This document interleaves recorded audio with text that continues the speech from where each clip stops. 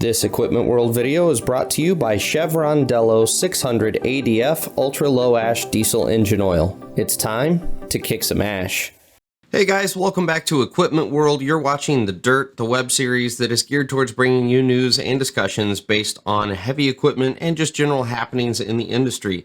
I'm your host, Brian, and today we're going to talk about a subject that at first glance you might think, everybody already knows this. But at the same time, I think you'd be shocked to know that a lot of the industry still doesn't do this. And we're talking about total cost of ownership of your machines. Do you know what that number is? Because it is critically important to know that number when you go to bid jobs and when you go to calculate your margin when you're walking away from a job. So today I want to use a few simple free online tools that I've found that can help you calculate the total ownership costs and total operating costs of any piece of equipment that you have in your inventory.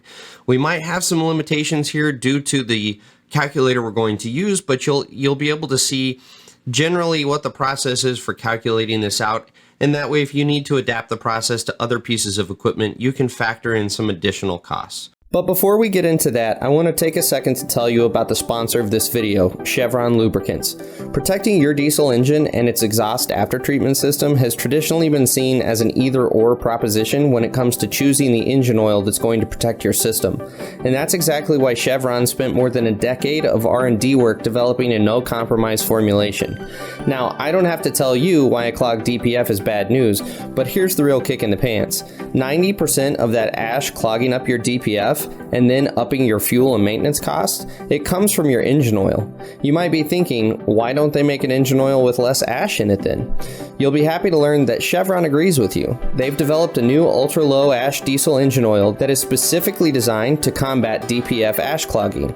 600 ADF with OmniMax technology cuts sulfate ash by 60%, radically reducing the rate of DPF clogging and extending the DPF service life by 2.5 times.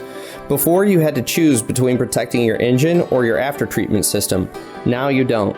600 ADF with OmniMax technology. It's time to kick some ash. So let's flip over to the browser here and we'll take a look. So the first thing that I've done here is I've just done a simple Google search for Case total cost of ownership. This is me not necessarily endorsing Case specifically that they're the greatest machine manufacturer ever out there by any means. However, I will say that Case has done a phenomenal job with this tool. It is a really, really effective tool at just kind of breaking down the complexity of calculating out your total cost of ownership. So that's why we're using this tool. I haven't found a better one out there yet. If you know of one, feel free to stick it down in the comments. I would love to get some feedback on some other total cost of ownership calculators if they exist. So back here to the browser, we're going to click on our link here to the total cost of ownership calculator. It's going to take us into the website here, and this is where you can pick kind of a general machine category, if you will. And you'll see here in a minute, we're going to pick excavator. We're going to go ahead and roll down here to the 250D, kind of find a machine that's equivalent to what you're looking at. So if you were, for instance, running a Cat 349, we might step up here to the CX49, or 490, I'm sorry. So let's go ahead and do that. We will step up to the 490. So the first thing we're going to do is we're going to look at our total estimated ownership in years. So I'm going to put in here that we're going to own this machine for 5 years. And I'm thinking we're only going to put about 450 hours a year on this machine, give or take. Again, you've got adjustability here, which is what makes this tool so awesome. So the equipment purchase amount, this is where I don't own equipment, and I've never been in the position as a purchaser for a large company. So I honestly don't know the number here. I'm going to just, four numbers to throw out there, we're going to put in, let's see here, probably 550,000. So there is our 550,000 purchase price, resale value. So after we're done using this machine after 5 years, what do we think we can get for it? Again, I've never been in this position before, but we're going to throw in the cost of, let's say we can get 175,000 for the machine when we're done. Cost of interest. So this is where we're going to figure out our loan, and we're going to use another tool here. So let's say we're going to finance this machine for our 5-year ownership. So I'm going to open up a new tab, and I just did a quick Google search for loan interest calculator. If you scroll down here to bankrate.com, this is a free payment calculator for loans, and it is a very straightforward calculation. We can throw in our purchase price.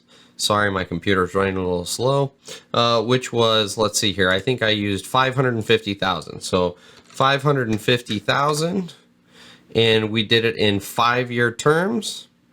And we're going to use an interest rate of, call it 2.75%. So total interest paid on this loan is going to be this number right here, $39,307.74. So we're just going to carry that number straight over to our other side here. So let's see here, 39. I'm sorry, I've already forgotten the number. 307.74, 307.74. And now we have our interest factored in. I have no idea what we're going to pay in tax on this machine. Call it $7,000. I have no idea. Extended warranty costs. This says ProCare because ProCare is case specific. That is their extended warranty program. But let's say we had an extended warranty we were going to throw on this machine through Caterpillar or whatever manufacturer we were going with. We knew the cost of that was going to be about $25,000. So I have no idea if that's realistic. Okay, it is going to limit us to $20,000. So there is a limitation to one of these calculators. Again, not that big of a deal. So now we move into our operating costs. So our operator, what is he going to cost us to run this machine? Well, if you factor in benefits package and everything, I want to say in Michigan, you're probably looking around $55 an hour for your operator. Let's call fuel, I don't know where diesel's sitting at right now, but let's call it $3.65 a gallon. And then the fuel consumption rate per hour, again, I don't know what the fuel consumption rate on the 349 is. 15 gallons an hour?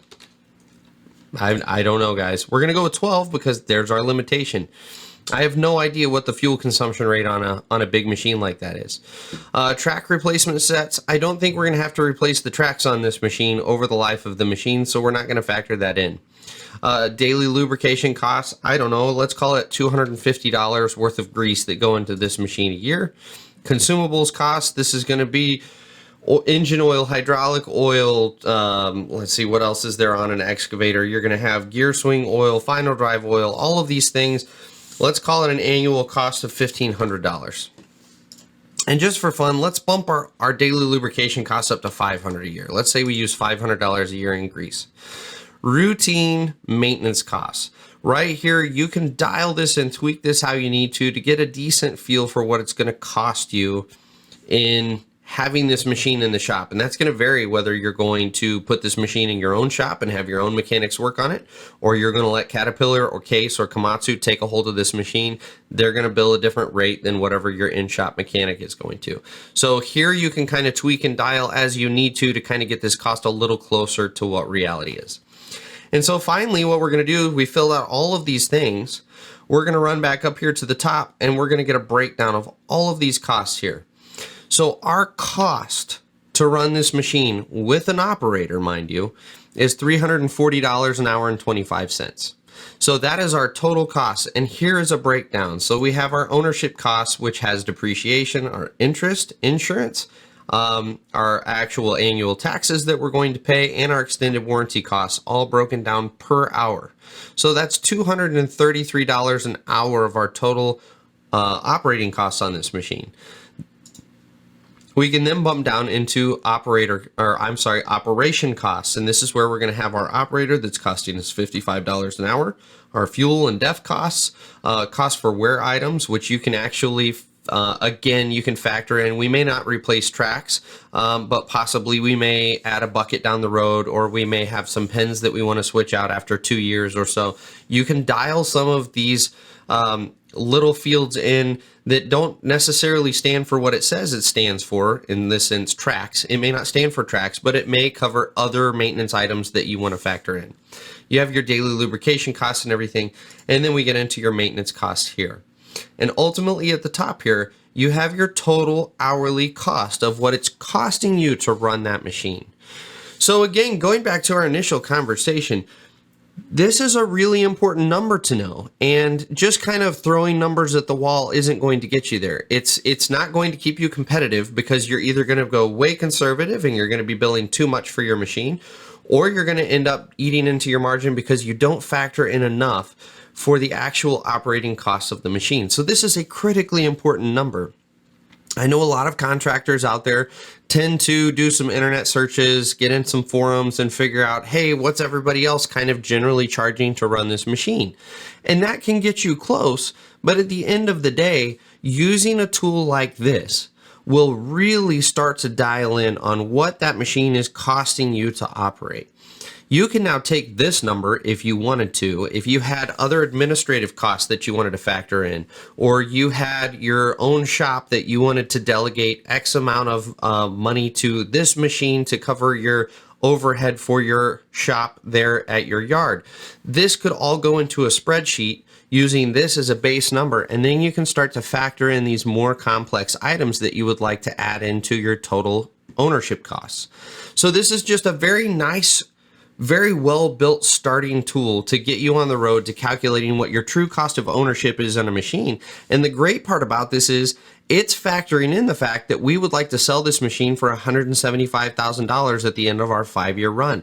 So it's factoring in depreciation, it's factoring in some of that expense of having the machine age over time, but it's also factoring in what we're going to get back on that machine after our 5-year venture.